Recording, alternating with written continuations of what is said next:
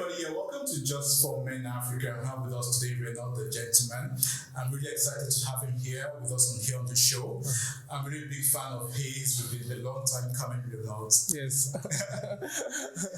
All right, so today we're talking about music, how he got into the music industry, and his thoughts about the music industry in Ghana, in Africa, and anything else that comes up during the interview. So stick around and we'll be right back.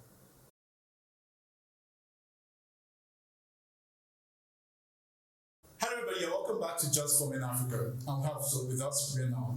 Renaud, you're welcome to Just for Men Africa. Thank you so much. It's a privilege, to be here with you. Same here, Renaud.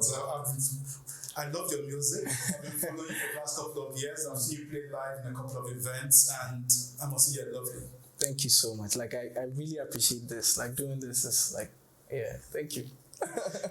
Yeah, really talented. Okay, should you tell us, how long have you been in the music industry for? When did you start? That whole cliche story of when I was young, they started for me very early. It's true with me as well.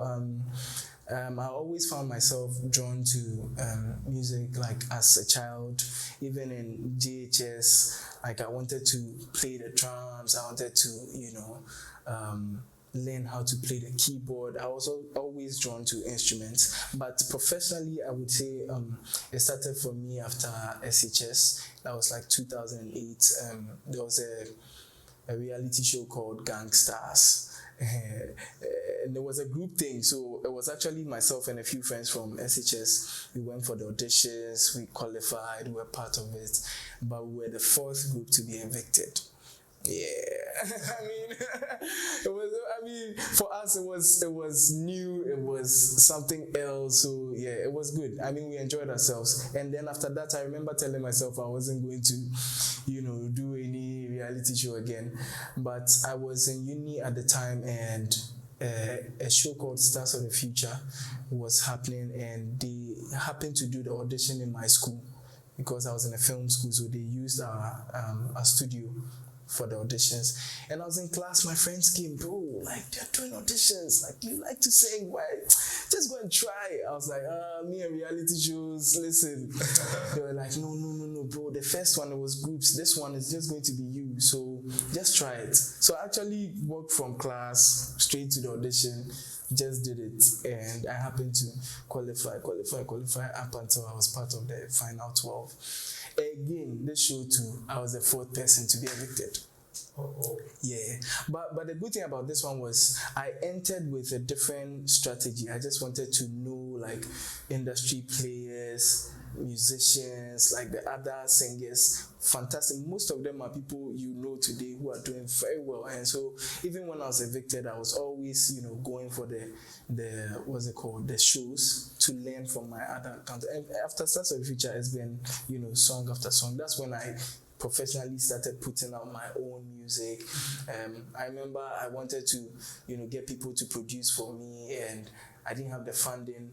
And then I realized, okay, you know what, you know how to play instruments. So I found a friend who taught me how to use the software, and that's how I started productions. I even started doing it for just myself, but today I've been producer for other people. So yeah, music professionally started after Stars of the Future. Stars of the Future. So is that something you always wanted to do, music?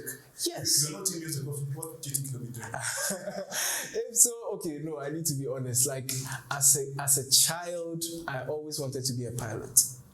In all honesty, nice. It's there's something about planes for me. I just love seeing them in the air, and I think also another part of it for me was the only way I get to sit on a plane is if I'm a pilot, because at that time I didn't see any opportunity so, and then I found out that to be a pilot you need maths and science, and I'm killer, take your pilot, I'm not being a pilot again. And then I started finding myself more interested in farming. Okay. And I really wanted to do it, but I guess music was just something I was meant to do, so I couldn't run away from it, and yeah, I started and I'm here. Yeah. Okay. So far you released the 3 albums from 2017 to now. Your third one is about coming out. Mm-hmm. It's presently out. No, so I have 2 albums out and then 1 EP Okay. out, and of course, countless number of singles. As for singles, I have plenty. Okay. But yeah, my first album was released 2017. It's called The Magic in the Ordinary. I featured artists like Manifest, Efia, Chichiku, Walasi, Sina. So, that album had like a number of people, like, you know, Fra, 6 Strings, Kojo Q, yeah, so many, Young Puppy. Listen, but I'm going to list everybody. And then my second album, Bittersweet, also was released in 2019. Also had features from Felinuna. Oh my God. This well, I forgot. Not in a bad way, but yeah, sometimes pressure, so you forget some of the names. But yeah, Duni, Duni from Nigeria. Let me tell you the story about this. Let's hear about it. Yeah. Because so Duni, even when we did the song, we had never met in person. I think I was on IG Live, Okay. and she happened to be on the live, and we spoke. I think she had already contacted me because I produced a song for another artist called Kunayoko, and she liked it because she's also a producer. And she just contacted me like, "Oh, bro, you're good. I like your stuff." I also checked the stuff out. I was like, "Whoa, like listen." And also the fact that she's a female producer was intriguing to me. Next thing you know, we're like, "Charlie, should we do something together?"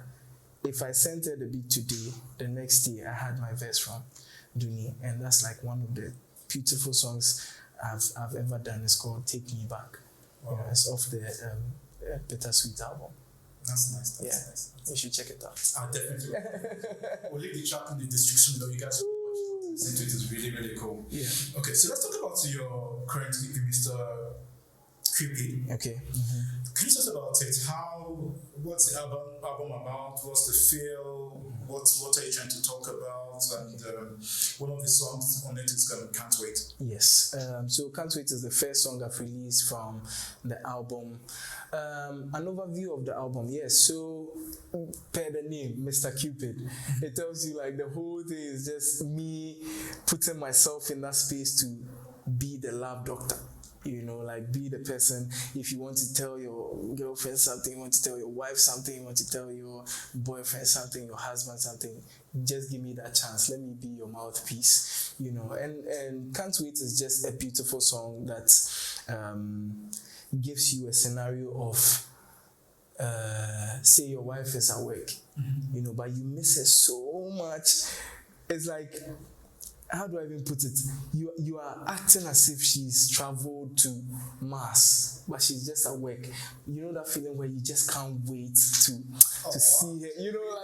Like that it's just, can you come back home? Like that kind of vibe. So yeah, that's where, and it was written by a good friend of mine, Prince Benjamin. Okay. Yes, he helped me write the song, and I can't thank him enough for this song because the feedback from people, even how there are some people who you need to do something on a certain level before they can even give you feedback.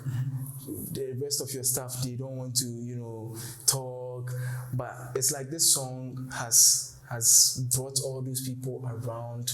They all like see the beauty of it and like the passion that went into it. And so yeah, no wonder it's the first song we released. Yeah. But not to say all the other songs. The other songs are beautiful. Like you need to wait for the album. Yeah. Right, so that's fantastic. So how many songs are we going to expect on the album? 12 songs. Okay. All produced by myself. I should have even mentioned in that. So for the first album, I had 14 songs. If I'm not mistaken, 14 songs. I produced all the songs on The Magic in the Ordinary, and then Bittersweet, I had 10 songs. I produced 8. Okay. Drumroll produced the first song, and then Say also produced track 7. Yes, Tigege. Yeah. Okay. Let's talk about life as a producer. You've worked with a couple of artists in the industry in Ghana. Could you name me a couple? Okay, so I've worked with a lot of people. Manifest, Medical, Ken Promise, Efia, Fra, Adoma. Adoma is actually the first artist I would say I produce for outside of myself professionally. Okay. And the song I produced for her was, she did a mashup of Stonebwoy's Bafira. Okay. And we sort of switched it up, and that's how it started for her. We've done so much work. I used to say at some point 100% Adoma productions were done by myself, but now, because she's of course grown and worked with other producers, I don't get to say that, but I can still say maybe like 75-80% of her songs still are produced by myself. And yeah, I worked with a lot of people. Walasi, Sina Soul, Jacqueline Oforu Amanfo, Stella Senna, Queen Ayoko, and a lot of people. Oh, that's nice. That's nice. Okay, so when people hear the word producer, what does it actually entail?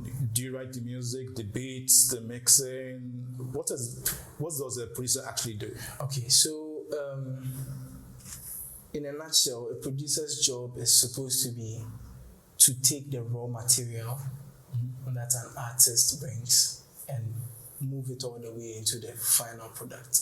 So a producer doesn't always have to be somebody who knows how to use the instrument. A producer can be somebody who knows who to call to put together to create the song.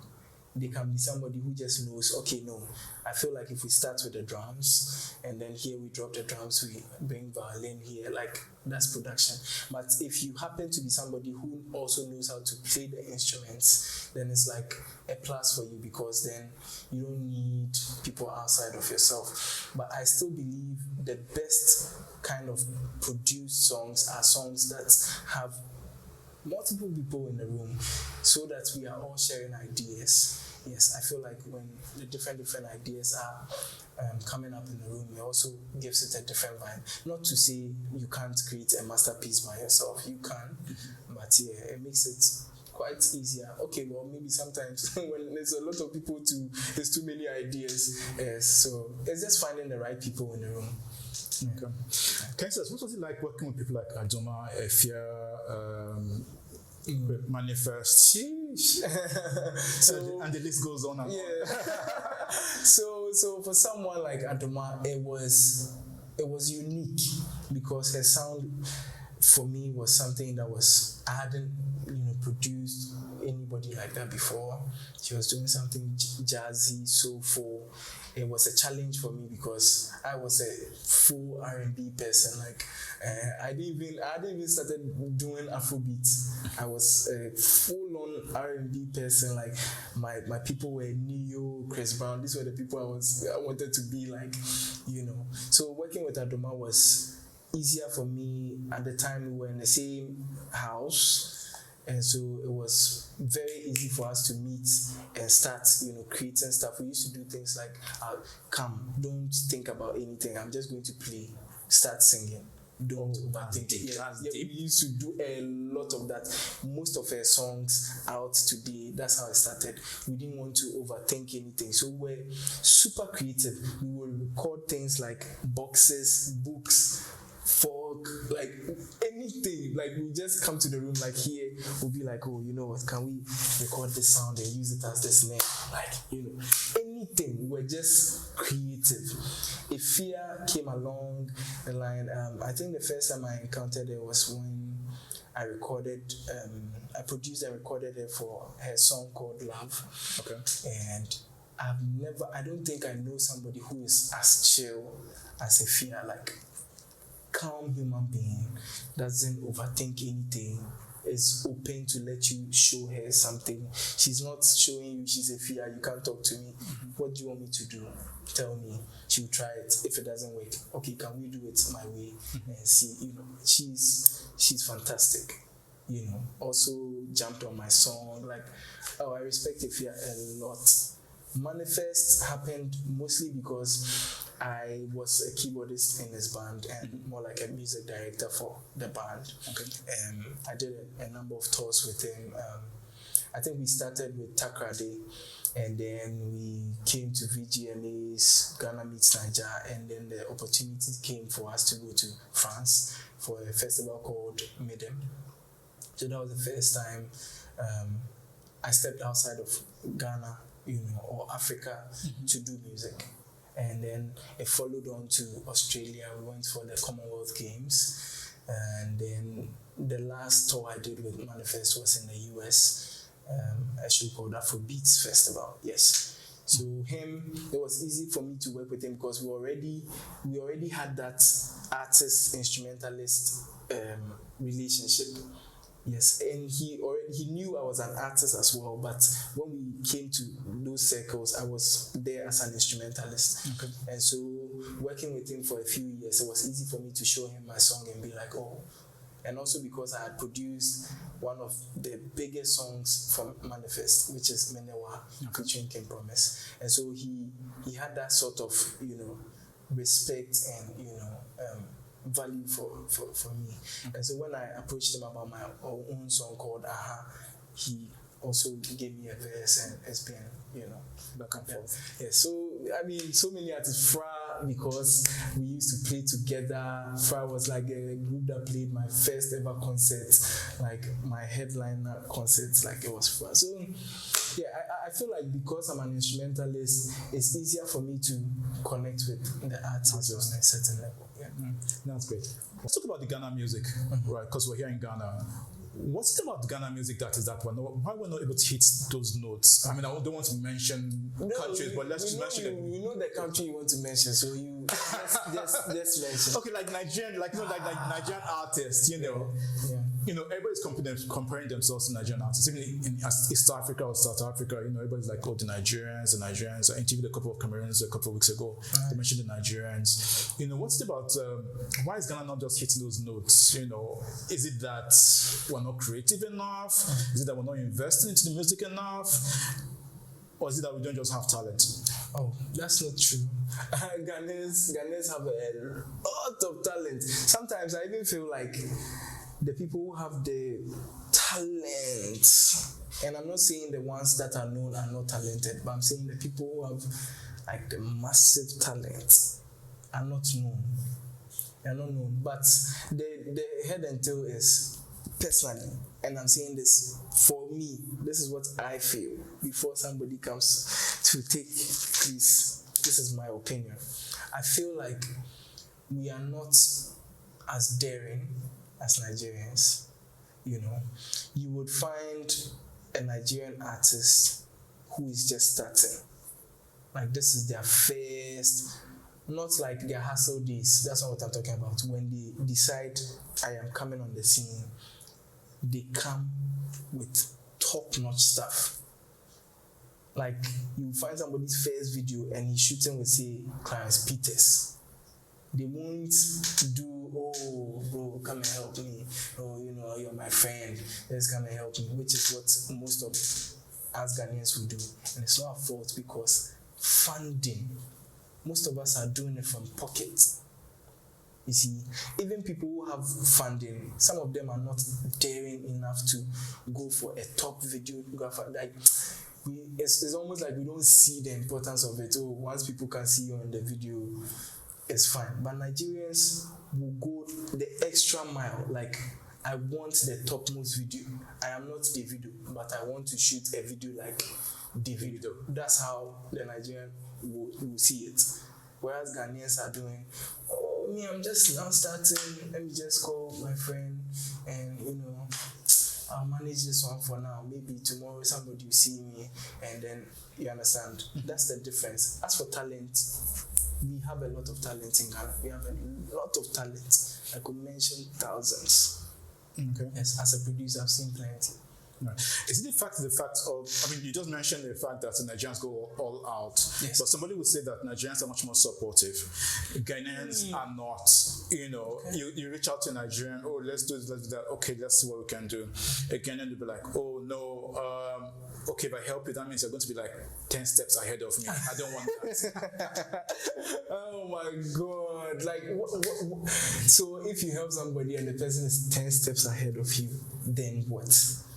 Like, are you the only person who is supposed to be on top the whole time?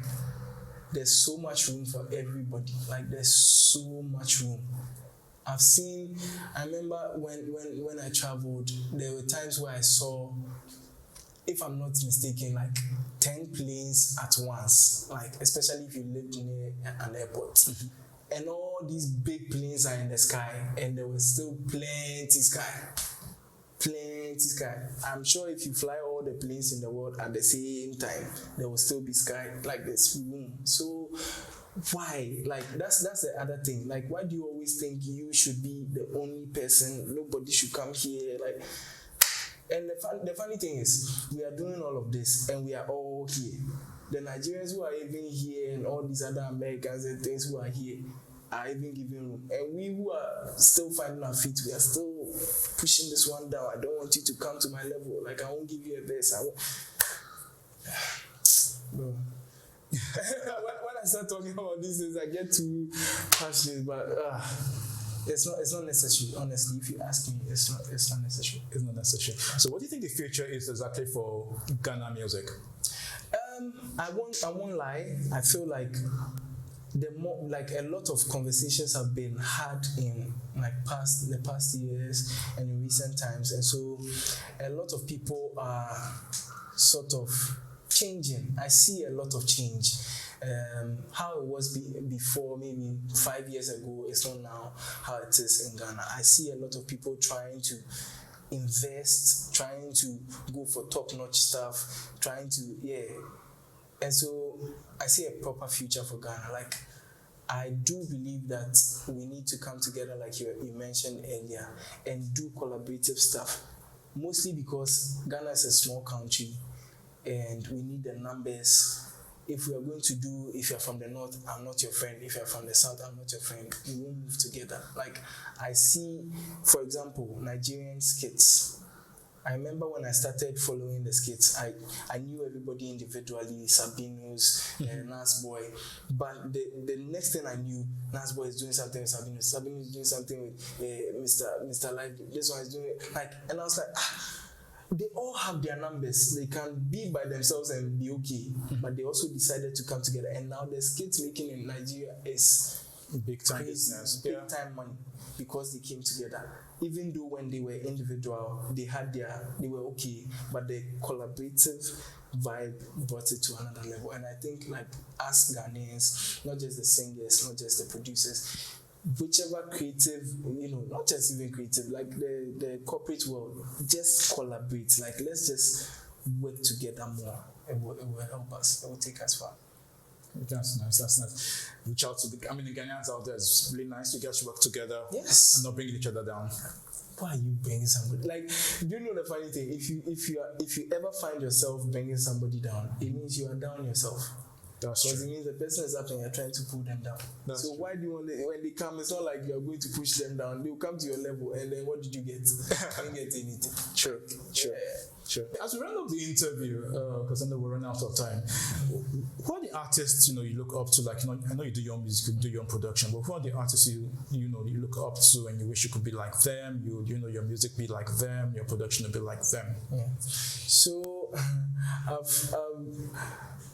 I'm an artist who is sort of an instrumentalist, artist, producer. So I look up to people like, I see myself in somebody like John Legend because of the whole playing and singing thing. I see myself in someone like Chris Brown because of that whole. He's somebody I listen to a lot. Chris Brown, Two Face, Style Plus, Chemfe, John Jemmy. These were people I grew up listening to. But again, now with the whole high life and Afrobeat side of me, I look up to people like Kojenchi. I love Kojenchi so much. Like, I have so many songs of his I've remade, and I'm just waiting for one day, like, to meet him and be like, like, can we just remix your song?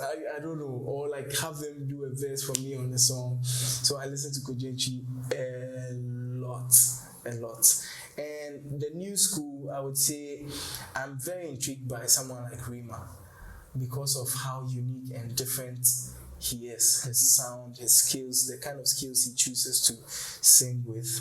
I'm very intrigued by it. I enjoy people like Kiddy, Kim Promise, Oxlade, Thames, definitely.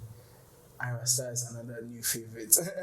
And then you know the Nigerian I really want to work with. Who's that? Johnny Drill. For real? I have friends who know him personally, and I'm like, listen, the day I meet this guy, He's really good. yeah, and I want to shake his boss, Don Jazzy. Like, I just want to, because Don Jazzy is somebody Africa and the world should be celebrating. Like, he's done a great job. They've done really a good job. Yeah. All right, thank you so much for being with us on here on Just for Men Africa. Really appreciate it. Thank you for having me. Yeah, we wish you all the best. I mean, good luck with the music, and go out and listen to Can't Wait. Yes, That's the latest LP, which is out by Reynolds, and it's really lovely. I mean, when the album is out, go to Spotify and the various links, and download it and listen to the music. Yes. And follow too. Music. Yes. All right, guys. To the next show from Reynolds and I. All the best, and subscribe, tell a friend who knows a friend about Just for Men Africa. And to the next show, it will be. Bye. Bye.